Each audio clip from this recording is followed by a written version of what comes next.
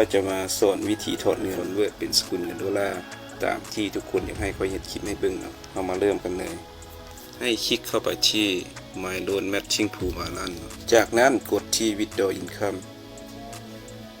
ห้องจำนวนเนาะเราจะบ่สามารถพิมพ์ใส่ได้เนาะตัวนี้เป็นรายได้ที่ค่อยเฮ็ดแอปฟินทอด19 วันเนาะค่อยลงทุนอยู่300เหรียญเนาะครับมือละ$3ทุกครั้งที่เราถอดเนาะเราจะได้เสียค่าผู้เซอร์วิสให้กับผู้ฟินทอดอยู่ 5% กดไปที่ Next Step ให้ทุกคนมาอ่านรายละเอียดเนาะอยู่ข้างรูปนี้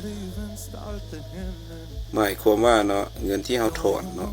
เราจะบ่ได้รับดอกเบี้ยทบต้นแล้วทุกครั้งที่ถอนเนาะเราจะได้เสียค่าบริการของผู้เนาะอยู่ที่ 5% ขั้นต่ำแม่น maximum แม่น1 USDT เนาะให้เรากดที่ continue จำนวนเงินนี้เนาะที่ค่อยจะได้เสียให้ผู้ 2.8805 USDT เนาะหรือ 5% ของกำไรค่อยได้แล้วเงินตัวจริงค่อยจะได้แต่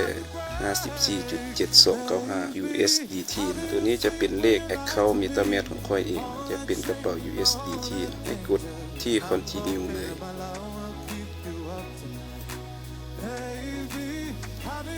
แล้วเราจะได้เสียค่าแก๊สที่ว่าโอนจากผู้เข้ากระเป๋า MetaMask เสียอยู่ที่ 0.0014 BNB เนาะหรือ 0.04 ดอลลาร์เนาะตัวนี้เราก็ได้เสียคือกันกดที่ Confirm กดที่ Confirm มันจะขึ้นว่าCreate Transaction เนาะกำลังสร้างธุรกรรมสำเร็จเนาะแต่รอท่าเงินจะเข้าไปที่กระเป๋า MetaMask ของเราเองรอท่าประมาณ5 ทีเนาะเงินจะเข้าสำเร็จเนาะเงินได้เข้ามาที่กระเป๋า MetaMask ของเราเป็นที่ห้อยก่อนที่ทุกคนจะขาย USDT เนาะเป็น USD ดอลลาร์เนาะเข้าบัญชีธนาคารของเราอีก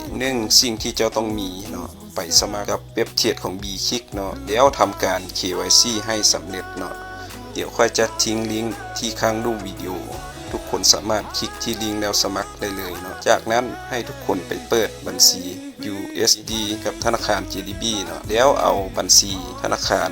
มาผูกกับเว็บเทรดของ Bkick เนาะแล้วทำการขายเหรียญที่เว็บเทรดของ Bkick เป็นสกุลเงินดอลลาร์ได้เลยจะใช้เวลาอยู่24 ชั่วโมงเนาะเงินจะเข้าที่บัญชีของเราเลยเรามาเริ่มกันเลยเนาะเพราะว่าค่อยหันสมัครบัญชี Bkick เป็นที่ห้อยเนาะแล้วบัญชีธนาคาร JDB สกุลเงินดอลลาร์ค่อยเปิดสำเร็จแล้วเอามาเริ่มกันเลยให้คลิกเข้าไป USDT จากนั้นให้เรากดที่เซ็นเราจะส่งเหรียญ USDT เข้าไปในเว็บเทรดของ Bkick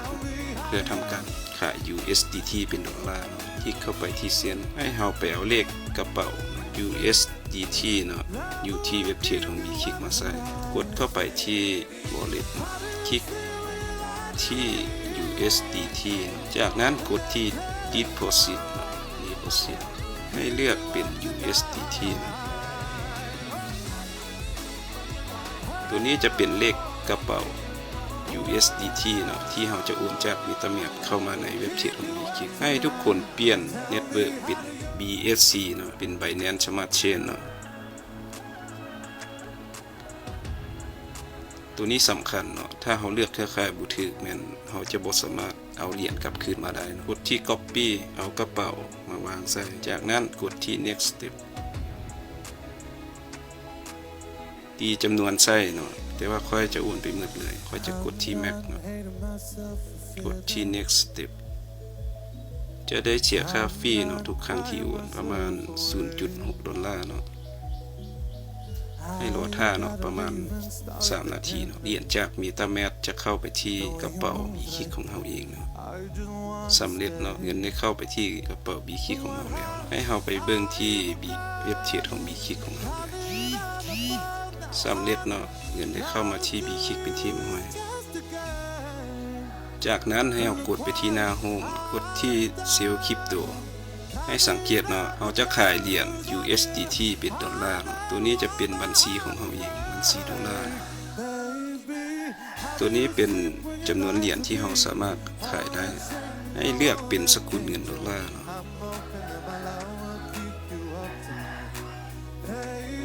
จากนั้นให้เราพิมพ์จำนวนหรือว่าจะกดขายหมดเลยก็ได้กดที่ Max เลยตัวนี้เป็นจำนวนเงินตัวจริงที่เราจะได้รับตัวนี้ไล่ตามเรทของเว็บเทรดของ Bkick เลย1 USDT มันจะเท่าอยู่ 0.99 ดอลลาร์ แล้วเราจะได้เสียค่าฟรีเนาะอยู่ที่ 0.02% กดที่ Key to เต็มกดที่ Next Step ตัวนี้เป็นรายละเอียดนะ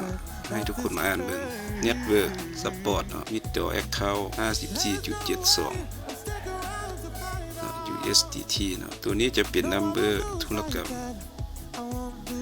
แล้วซื้อบัญชีของเราเองเสียค่าฟรีเนาะ 0.2% จำนวนเงินตัวจริงที่เราจะได้รับเข้าบัญชีดอลลาร์เนาะ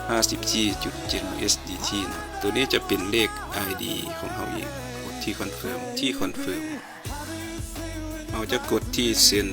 OTP เนาะจะส่งไปที่เบอร์โทรศัพท์ของเราเองแล้วกด Send OTP จะส่งไปที่อีเมลของเราเองเนาะแล้วกด 2FA เอารหัส 2FA มาใส่แล้วกด Confirm เนาะแสดงว่าสำเร็จ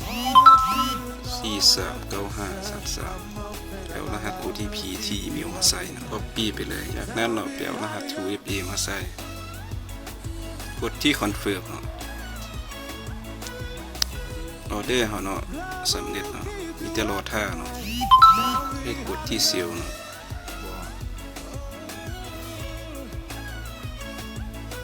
จากนั้นกดที่เซลล์ให้คลิกที่ 54.07 จำนวนที่เราขายเมื่อกี้ให้ทุกคนสังเกตเบิ่งสเตตัสมันจะขึ้นว่า pending เนาะแสดงว่ากำลังดำเนินการอยู่เนาะถ้าสเตตัสเราขึ้นเป็น complete เนาะแสดงว่าเงินได้ถูกโอนเข้าบัญชี JDB เนาะของเราเองเป็นที่ห้อยแล้วสำเร็จเนาะเงินได้เข้ามาที่บัญชีของธนาคาร JDB เป็นที่ห้อยฝากเพื่อนๆกดไลค์กดติดตามและกดแชร์เนาะเราจะมีคลิปที่มีสาระแล้วเป็นประโยชน์มาลงอัปเดตให้ตลอดขอขอบใจ